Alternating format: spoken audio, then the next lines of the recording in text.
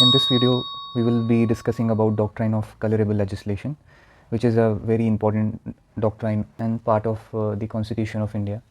And so we will discuss the meaning of the doctrine, when this doctrine is attracted, applicable, and what are the objects and limitation of this doctrine.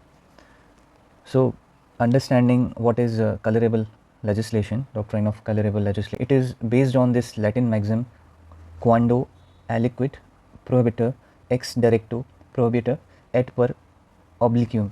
So this maxim originally is a Latin maxim which has been used for years, and it postulates, it provides the same meaning as it is in doctrine of colorable legislation.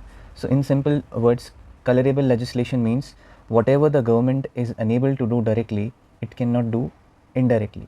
So colorable legislation means that the legislation which is being drafted by a legislature, and it is not referring to something directly done, but instead they are trying to do something indirectly, which is not under the domain of the power of the legislature in general. So whenever a legislature prohibited or not competent to make any law, but makes in a sense that it is indirectly encroaching the jurisdiction of another legislature. For example, if a state legislature drafts a law which the legislature is not competent to draft, and it is drafted in such a colorable manner that it is indirectly drafting on a subject matter or something which is actually under the power and domain of the union legislature, which is parliament. So in simple terms, whatever the government is unable to do directly, it cannot do indirectly. So that whenever such a situation is there, doctrine of colorable legislation comes into play. So in simple words, further the doctrine states, if the legislature is not expressly or implicitly granted the right to legislate, then they cannot go beyond their competent powers and indirectly pass such laws. So I hope you got a general understanding of the doctrine. What is the situation where this doctrine is applicable. So whenever such a situation is there, that something is done indirectly by a legislature which is not under the domain, which is not competent to do that, then the courts apply this doctrine and declare such laws which are colorable in nature, which are beyond the powers of the legislature, void. So it is in many cases in history there the judiciary has declared so many such laws void which are colorable. Now to further understand that when legislature exceeds its power, so when it is to be called that one legislature is exceeding its power, it has been provided in some articles there in the Constitution, where the state and union relations are provided, and there is this article 246 of the Constitution, certain subject matters on which parliament and the legislature of states has power to make laws, but those subject matters are distributed in 3 lists. There are 3 lists of having subject matters provided under Schedule 7 of the Constitution in the name of union list, state list, concurrent list. So these 3 lists provide certain subject matters upon which laws can be made by either parliament or state legislatures. So this has been clearly distributed under Article 246. So union list provides for subject matters on which parliament has power to make laws. State list provides for power of state legislature to make laws on subject matters as given in the list.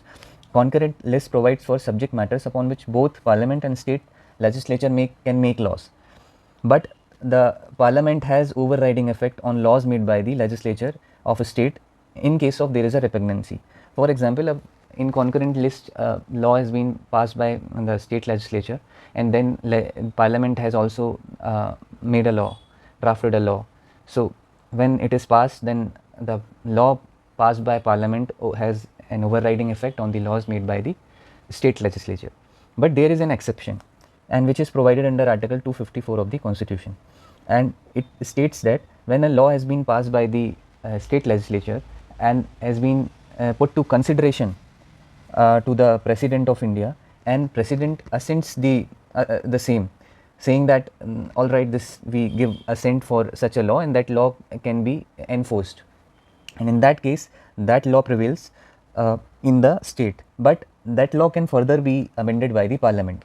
So even if assent of the president is given to the law passed by the state legislature, even after that, at any moment, the parliament can make amendments, can make changes. So these are the general principles, how and what is the power of different legislatures, and to what extent they can make laws. And then now the doctrine of colorable legislation comes into play. Whenever the one legislature overreach or tries to make a law which is indirectly encroaching the jurisdiction, the competence, the power of another legislature, then the courts invoke this doctrine called doctrine of colorable legislature, and it finds out that there is a overreach, there is a encroachment on the jurisdiction and power of the another legislature. Then such a law can be held void and will not prevail. At the time of Constituent Assembly discussions, Mr. Aladi Krishna Swami Iyer stated about the doctrine of importance and idea of the colorable legislation, and in his own words he states that it is an accepted principle of constitutional law that when a legislature, be it the parliament at the center or provincial legislature, is invested with the power to pass a law regarding a particular subject matter under the provisions of constitution, it is not for the court to sit in judgment over the act of legislature. Of course, if the legislature is a colorable device, a contrivance to outstep the limits of the legislative power, or to use the language of private law, is a fraudulent exercise of the power, the court may pronounce the legislation to be invalid or ultra vires. So it was at the time of discussion in Constituent Assembly about the principle that, according to the Krishna Swami Iyer ji, he himself stated that whenever such a situation is there, that one legislature, either parliament or the state legislature, whenever they are over exceeding their power to make law, that there is jurisdiction, the competence provided to them, in such a case this doctrine can be invoked and the courts can give the judgment, pronounce the legislation to be invalid or ultra vires. So now this is a landmark judgment with regard to doctrine of colorable legislation, and this judgment KC Gajapati Narayan Dev versus State of Odisha, 1953, AIR 375, and this is the most important judgment of this doctrine, in which the Honorable Apex Court defines the doctrine and says what is the applicability, what are the objects served by the doctrine. So it was observed that if the constitution of a state, here state means the nation, the country, distributes the legislative powers amongst different bodies which have to act within their respective spheres marked out by the constitution in specific legislative entries, or if there are limitations on the legislative authority to shape in the shape of fundamental rights. Further, the question arises as to whether the legislature in a particular case has or has not, in respect to the subject matter of the statute or in the method of enacting it, transgressed the limits of the constitutional powers. Such transgressions may be patent, manifest or direct, but it may also be disguised, covert or indirect, and it is to this latter class of cases that the expression colorable legislation has been applied in judicial pronouncements.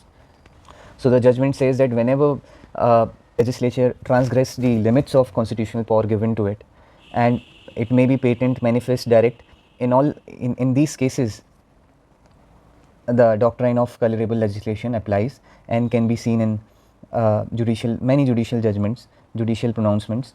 So the judgment provides when the doctrine is applicable. Now to see the object of doctrine. So doctrine of colorable legislation serves the purpose to examine whether law in question falls under the domain of competence of the legislature or not. Doctrine cannot be invoked to test the mala fides or object of the law drafted by the legislature. Instead, to only see the competence of legislature. Thus, if the legislature has competence to make law on any subject, then the mala fides of the legislature in making law doesn't fall within the scrutiny of colorable legislation.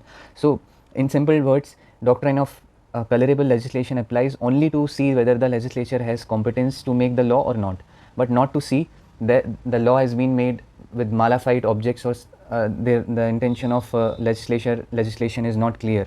So that is not what where the doctrine can.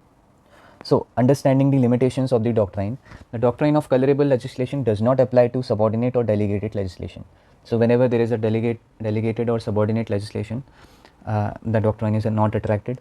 And if the constitution does not limit the powers of the legislature when legislating the law, so where it is expressly not limited, constitution does not limit the power of legislature to make law on any subject, then colorable legislation cannot be invoked, doctrine cannot be invoked.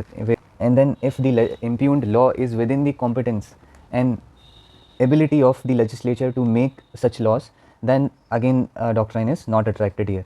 Where the legislature is competent to make a law, then in that case doctrine is not applicable. Further, the doctrine is invoked to test whether the legislature has competent to make the law or not, and not to testify, as we earlier discussed, to, the Malafites in the law.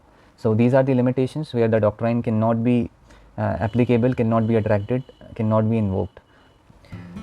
So, I hope you like the video, and if you like the video and find it knowledgeable and useful, please subscribe the channel and like the video. Thank you.